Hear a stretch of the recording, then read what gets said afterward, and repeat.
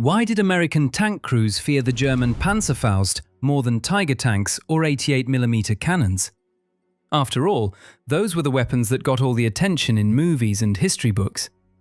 But if you ask veterans who actually fought in Sherman tanks through France and Belgium, they'll tell you a different story.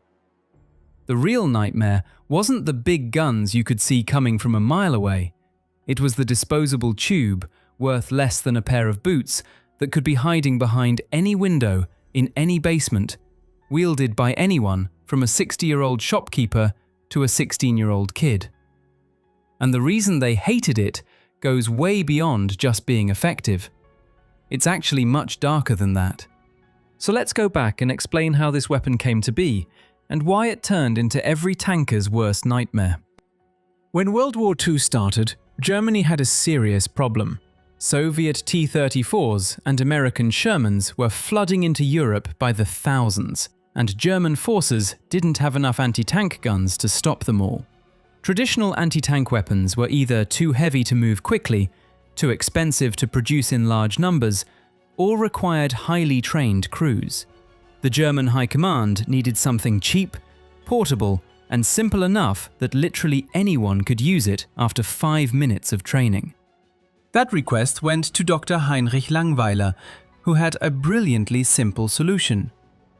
A steel tube containing black powder propellant, a shaped charge warhead mounted on a wooden stick with folding metal fins. That's it. No complex machinery, no specialized parts that required skilled machinists. You removed a safety pin, tucked the tube under your arm at an upward angle, aimed using crude iron sights welded to the top, and pulled the trigger. The black powder charge launched the warhead forward at about 30 meters per second, while the backblast vented harmlessly behind you. Then you threw the tube away like an empty soda can. The first version, delivered in August 1943, was called the Panzerfaust 30, because it had an effective range of just 30 meters. Barely 100 feet. You could throw a hand grenade almost as far.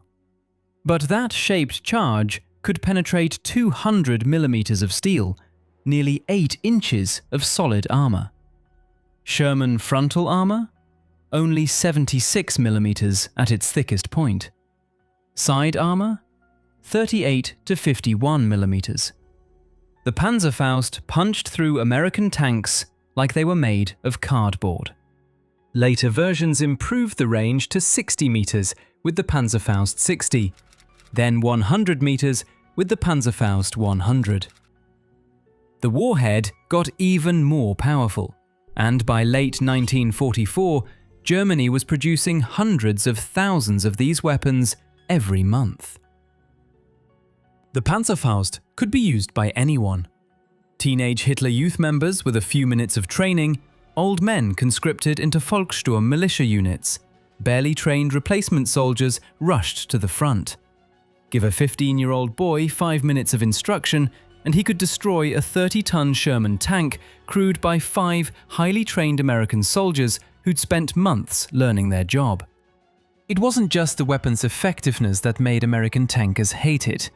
It was how it killed. When a Panzerfaust hit a tank, the shaped charge focused all its explosive force into a superheated jet of metal traveling at thousands of meters per second.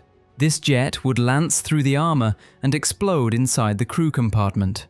The pressure wave alone could kill everyone inside, but usually that's not what happened. The jet would ignite fuel vapors, hydraulic fluid, ammunition, anything flammable. The interior of the tank would become a blast furnace in seconds. American tankers called it brewing up. The British had a darker term. They called Shermans Ronsons after the lighter company because they lit up on the first strike. If you were lucky, you had maybe 2 seconds to bail out of a burning tank. 2 seconds to process that you'd been hit, unlatch your hatch, haul yourself through the opening and jump to the ground. Or while flames were licking at your uniform and smoke was filling your lungs. Most crew members didn't make it. Those who did often suffered catastrophic burns across 40, 50, 60% of their bodies. Faces melted beyond recognition. Hands fused into claws. What about the ones who couldn't escape? When recovery crews opened the hatches of destroyed tanks, they found little more than ashes and bone fragments. American tank crews in Normandy suffered an 80% casualty rate. 8 out of every 10 men who climbed into a Sherman became casualties. The British fared little better. The Guards' Armoured Division lost 75% of its tanks in just 2 months of fighting. British tank commander Stuart Hills experienced this horror firsthand in the Belgian town of Heel on September 9, 1944. The tank, parked right next to his, exploded into flames. The driver died instantly inside the burning hull. Captain Jimmy McWilliam, the tank commander, managed to jump out screaming, his uniform on fire, skin burning. Hills watched as medics desperately tried to save him.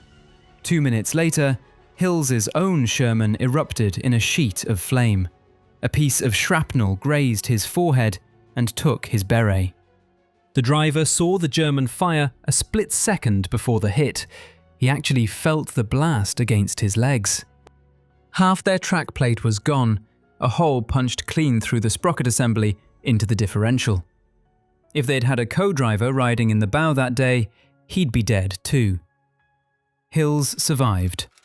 McWilliam didn't. Decades later, Hills would still wake up screaming from nightmares about that morning, feeling what he described as despair and terror. Now, you might think the terror came from the weapon being powerful or destructive, but that wasn't really it. What made the Panzerfaust a true psychological nightmare was that you never saw it coming until it was too late. See, when fighting another tank, both sides can see each other clearly. Maneuvering into position, returning fire, using smoke grenades, retreating behind cover, all possible. There's agency and control. But with the Panzerfaust? Some teenage kid could be hiding in a basement window, crouched in a ditch, behind a hedgerow, buried in rubble.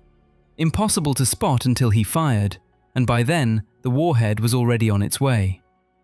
American operational reports from 1944 described the Panzerfaust as a weapon of truly unimaginable terror for enemy tank crews.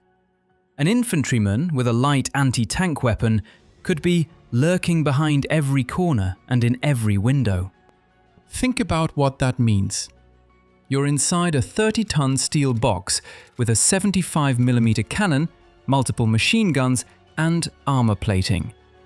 You have more firepower than an entire infantry platoon from World War I. Yet you're completely helpless, because somewhere out there, invisible, a soldier with a disposable tube can kill you and everyone you serve with. You can't see him coming. You can't shoot back at what you can't spot. You can only wait and hope he misses, or that your infantry support spots him first. American tankers tried everything. Welded track links, sandbags, wooden logs, metal screens, spike armor. Nothing worked. By war's end, there was no effective armor solution. The best defense was infantry support. But in cities where Panzerfausts thrived, infantry got slaughtered by machine guns. The statistics bear out the weapon's effectiveness. Before 1943, when the Panzerfaust didn't exist yet, anti-tank rocket weapons caused virtually no Allied tank losses. In 1944, they claimed 10% of all tank casualties. By spring 1945 in Italy, where fighting moved into dense urban terrain and Germans were desperate, Panzerfausts and similar weapons killed 20 to 25% of all Allied tanks. At close range, the Panzerfaust took out roughly half of all Allied tanks destroyed. It was nearly as effective as dedicated anti-tank guns, despite requiring a fraction of the training, logistics, and cost. What made it even worse from the American tankers' perspective? The Panzerfaust gave even the most hopeless German defenders a fighting chance against superior Allied armor. As trained German soldiers were killed or captured, as experienced units were ground down on both fronts, the Wehrmacht increasingly relied on Volkssturm militia. Old men and boys hastily conscripted in the final months of the war. Hitler Youth teenagers with more ideology than training. Barely trained replacements rushed to the front. In earlier years of the war, these soldiers would have been cannon fodder against Allied armour. But with a Panzerfaust in hand, a 60-year-old shopkeeper or a 16-year-old kid could brew up a Sherman and kill its entire crew. The psychological impact on tank crews was devastating. Captain Albin Irzik, who commanded a Sherman company in the 4th Armoured Division, described the mental toll. Tension, strain, exhaustion. It all took its toll. A man could only endure so much. Sometimes a commander in another company would break down and we'd send him back to the rear. The others, the ones who kept going, probably needed relief more than the ones we sent back. After a while, you built up a wall between you and your feelings, you and your own men, even you and death, because that was the only way you could keep going and do your job. The weapon killed morale among tankers who survived initial encounters. Every time a Sherman brewed up and burned, surviving tankers in nearby vehicles watched it happen and smelled the burning flesh and metal. Some men broke under the intense psychological strain of combat. Others built emotional walls to cope. Many carried trauma for decades. Stuart Hills still had nightmares 50 years later. Even elite tankers weren't safe. American tank ace Lafayette Poole, 12 tank kills, 258 total vehicle kills, Distinguished Service Cross recipient, lost his first Sherman to a Panzerfaust on June 29, 1944, barely a week into combat. The Panzerfaust killed roughly about 7.5% of all Allied tanks in World War II. That might not sound like much until you realize it was a weapon that didn't exist until mid-1943 and wasn't mass-produced until 1944. In its final year of the war, when it flooded German defensive positions by the hundreds of thousands, it became one of the most effective infantry anti-tank weapons ever developed. The numbers don't tell the whole story though. The Panzerfaust's real impact was psychological. It turned every approach to a German position into a nightmare. Every street corner, every building, every patch of woods could hide death. American and British tankers had to push forward anyway because they had a job to do and a war to win. So they climbed into their Shermans each morning knowing there was a decent chance they'd burn alive before sunset. And they did it anyway. The Panzerfaust was a weapon that cost less than $10 to produce and could be manufactured in truly vast quantities with only basic industrial equipment. It required absolutely no specialized training whatsoever to use effectively, and it could destroy a $30,000 Sherman tank with a highly trained crew that took many months to train. From a military standpoint, it was a masterpiece of efficiency. From a human standpoint, it was a horror beyond measure. That's why American tankers hated the German Panzerfaust. Not just because it killed them in horrific ways, not just because it was effective, but because it made them feel helpless. It took away their sense of control. It turned them into targets waiting to be hit by an enemy they couldn't see, couldn't fight, couldn't defend against. All the armor in the world didn't matter. All their training, all their firepower, all their technological superiority, none of it mattered when a kid with a disposable tube could turn their tank into a crematorium. If you're interested in more stories like this that show the brutal reality of warfare beyond the Hollywood version, hit that subscribe button. There's a lot more buried history to uncover.